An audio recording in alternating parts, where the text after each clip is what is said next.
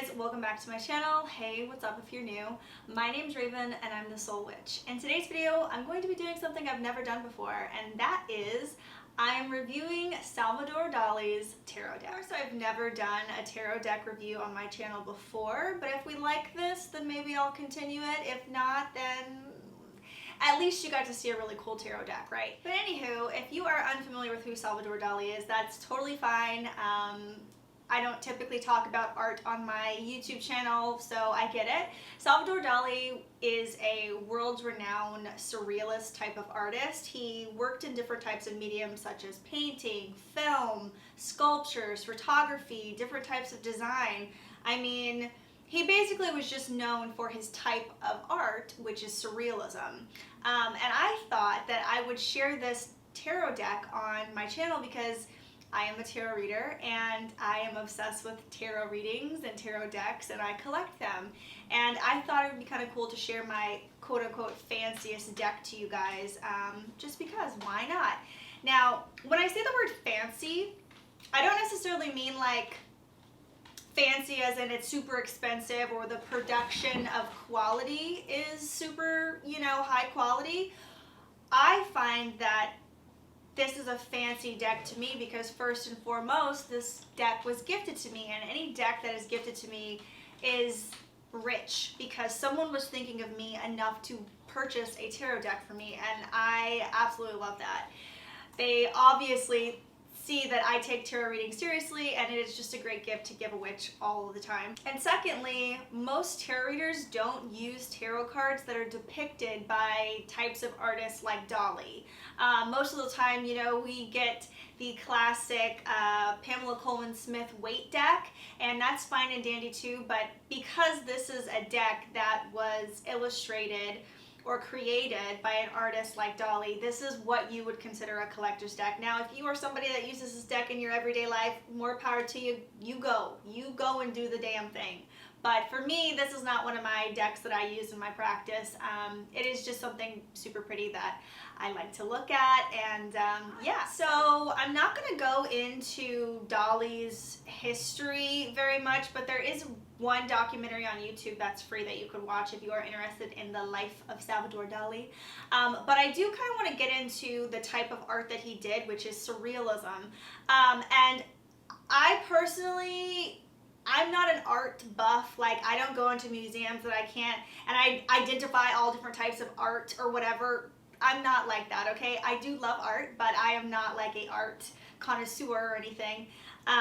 So I kind of want to give you a little background on what surrealism actually is, in my own opinion, and then we can kind of break it down and figure out, the best way to explain it. But to me, surrealism, whenever you look at it, it's a mind fuck. It is literally a mind fuck. And for a better term, it's something that when you look at it, your unconscious mind has to try to make sense of it, rather than, you being like, yes, that's a house. Whenever you look at surrealist or surrealism types of art, you're like, what the fuck is going on here? And why do I love this so much? It normally doesn't make sense.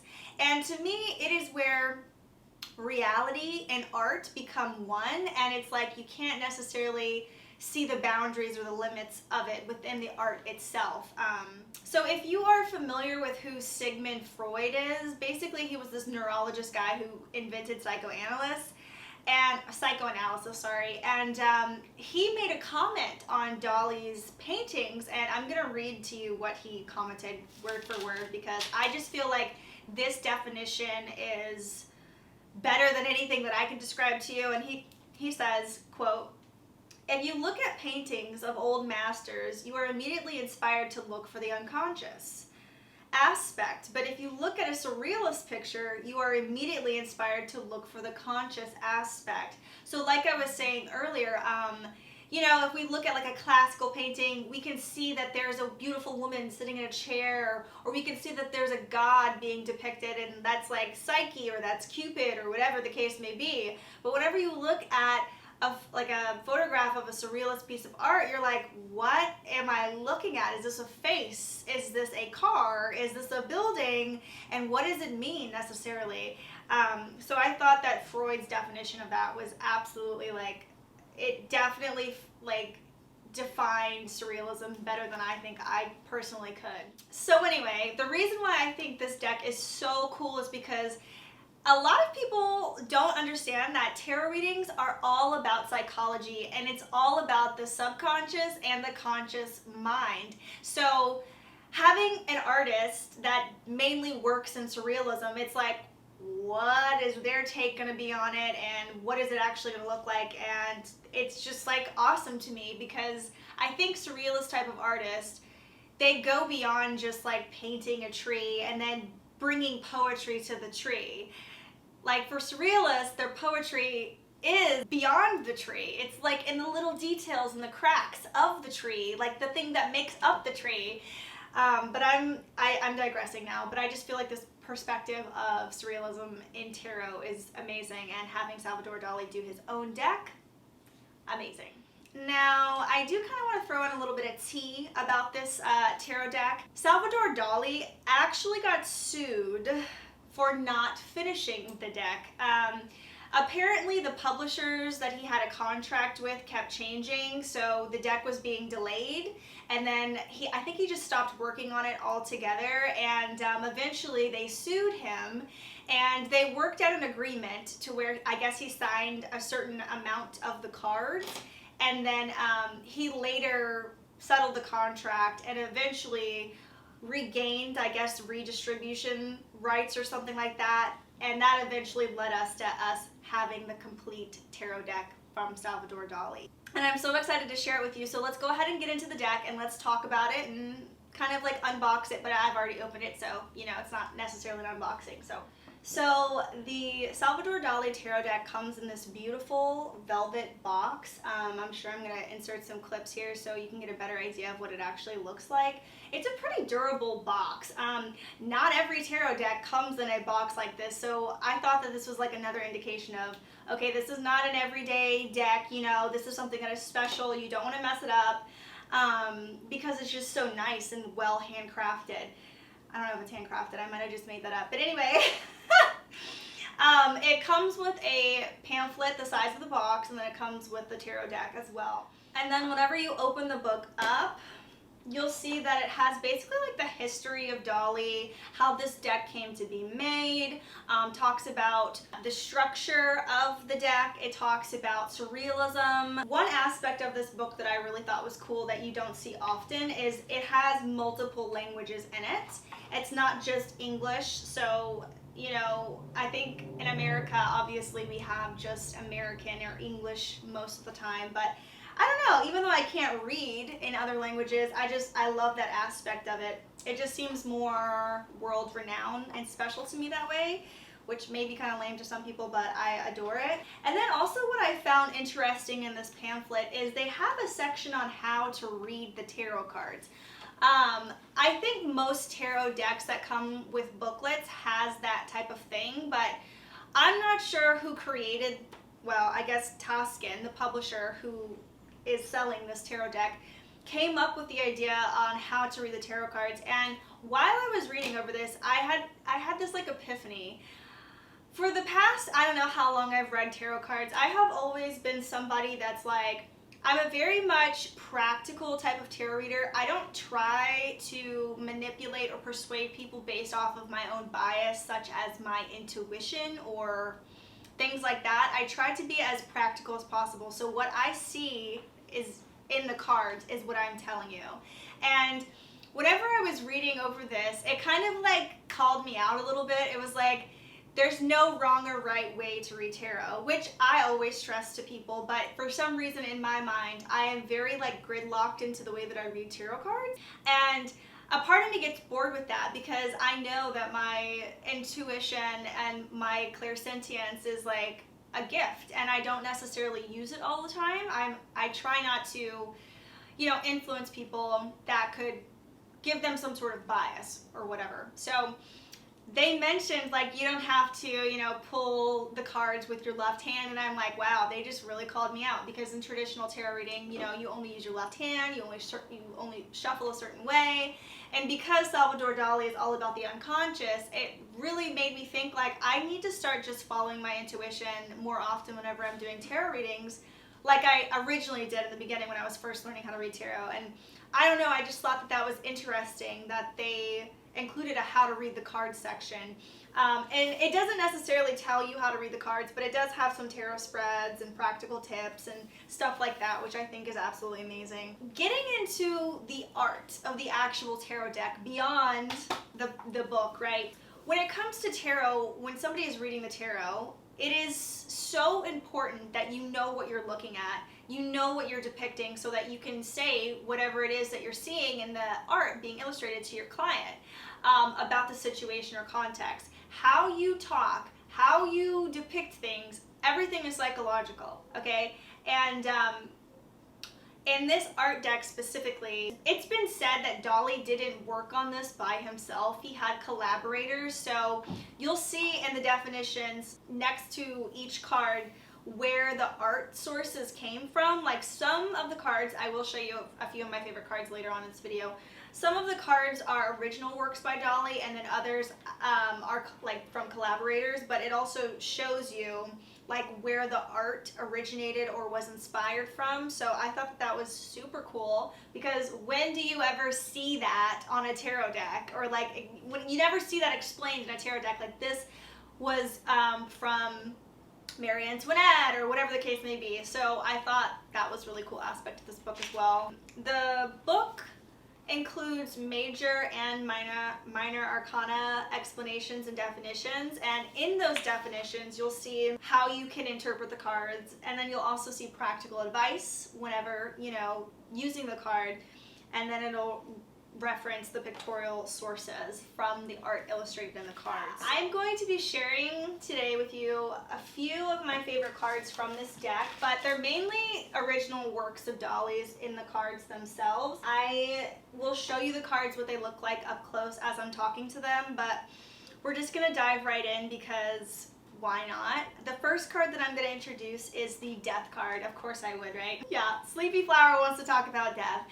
Of course she would. Okay, anyway, the reason why I found this card to be super cool, one, it is an original work of Dali. He worked on this card solely by himself, but if you actually watch the documentary on YouTube, you will find out that he was named after his dead brother. So he was born after his brother who had passed away, and so throughout his life, he never knew if his parents were talking about the dead brother or him sometimes, and I feel like that can create a lot of identity issues, and you have this what's this word that I'm looking for? Melancholy, or you have this death lingering over your name. You're living up to your dead brother's name. It's almost I don't know, but this card has a lot of symbolism in it from Dali. The cypress tree, all of that. If you get the deck, you'll see where the symbolism comes in. I just thought, because death was so closely related to Dali, I would bring this one up first. Not necessarily one of the weirdest or bizarre types of cards that I'm going to show you, but it is definitely one of my faves, because who doesn't love a little death? The next one I'm going to show you is Temperance. Temperance in this deck is very strange to me. I think it's strange because normally Temperance represents Sagittarius versus Aquarius, and in this deck it's got the Aquarius sign on it, and then also we have this winged figure, which is very much similar to the classic tarot deck. But what I find interesting about this one is Dali did this as well. It's an original work of art, but he based it off of one of his muses, and I thought that was really cool. I think the reason why they're saying that this was in Aquarius, and I'm not saying it's wrong, there's no wrong or right in tarot, right, is because with Temperance, in the original card, Temperance is mixing two chalices of water together, and I think whoever created this deck obviously thought that this would be the water bearer, but it's actually in history, it's not considered the water bearer. It is considered based upon Sagittarius being able to alchemize different things and lessons and put them together and, you know, aim and shoot to create something new, a new product of some sort. But, you know, it being an Aquarius in this deck makes me want to go through different other historical decks to see if temperance is also Aquarius in other decks. So I thought that one was pretty interesting based off of what it represents and how this zodiac sign is even on the card. It's absolutely amazing, and I love the red wing on this. So moving on to the next card, we've got the Devil. You guys know I always gotta include the Devil, right? The Devil is just fun. You know, as soon as you say you're a witch, people are like, you're a devil worshiper. And you're like, yeah, want to come find out? Don't play with me. Just kidding. I don't say that. Well, I used to whenever I was younger. But anyway, I thought this depiction, this is an original work by Salvador. I basically only chose original works by him, but this depiction of the devil to me is really interesting because first and foremost, there's a butterfly on this card, whereas whenever you think of the devil or Baphomet, you do not think of butterflies or like a blue sky or with clouds. You don't think of that. And I don't know, I just found it to be a little off-putting rather than being something that's depicted as scary. The fact that he went with something that's like, I don't know, almost calming in a sense, it's like, all right. But then we do have this domineering, like, hand reaching out for someone, reaching out for the person, and we do have them having two different sexes. They do have breast and some sort of male genitalia, and I don't know, it represents Baphomet in some sort of way in his depiction of it, so I enjoy this card as well. Moving on to the next card that I found pretty interesting. This is another original piece of work from Dali. It is the Moon card. To me, this is such a modern take on the moon, right? I feel like, personally, in any decks that I've seen, there is a heavy focus on the moon, but it's out in nature. The fact that he included a cityscape is like, whoa, because, I don't know, that's one of my favorite things about living near Los Angeles. Whenever I'm driving home, because I don't live in the city anymore, and like it's a full moon, I absolutely love seeing the city all lit up and then the moon just being there. And I don't know, I find it extremely beautiful. Something about this card, it's not necessarily bizarre or off-putting or like my mind can't make two things up or whatever, but there is a couple of things in the card that do throw me off. It looks like there is a crab, which represents Cancer. We love that because that is what the moon represents in certain ideologies, okay? But in the actual tarot, I do believe the moon represents Pisces and not Cancer. So that's interesting now that I'm thinking about it. But anyway, it looks like there's a crab with an extremely long tail of some sort, but the tail looks like it's a person looking over the water, overlooking the city. I don't know, that's what my mind is coming to whenever I look at this card, but I find this card to be extremely beautiful. Like, if I could get this card printed, I would, because I just love this card. And I saved the last card because it's my favorite, I think, out of the entire deck, based off of just art, not even because of the type of card that it is. It is the World card. This is the last card in the Major Arcana. Again, this is one of his original works. For some reason, this card is just like, not to sound like I'm like, you know, a hee-hee, pinky up when I drink wine, whatever type of person, but there's just something striking about this photo or about this image. It's giving me Insidious vibes. It's giving me, I don't know, just the colors, the people being chained up. I just love it. Like, it's striking, it's strange, it's odd. And typically in the World card, it represents some sort of completion. But the fact that these people are still chained, they don't look like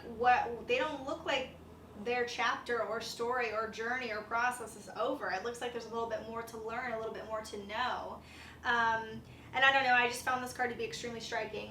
I have 3 more cards that I'm going to share with you, and they're basically like under the same synopsis, so I'm not necessarily going to go individually with each one, but I am going to talk about each one. So the first card I'm going to talk about is the Empress. Salvador Dali was married to a woman named Gala, and basically Gala was responsible for If you can hear my dog snoring, he's just snoring in the background. Anywho, but basically Dali's wife, Gala, was very much responsible for his wealth. She was very ambitious, and at some point she was his muse, but their relationship was very unconventional. But the fact that he drew her, or the fact that this is not an original piece of Dali's work, but the fact that her face is on the Empress, I don't know, I just found that to be very striking, because the Empress is a very strong ass feminine energy. And I mean, obviously that woman was very strong, because she would go around trying to sell his art and put it in different galleries, and what do you know, it ended up working. So I thought that this card was super cool to see her actually in it, her face. And then last but not least, all of the cards that are not Dali's original works, cool.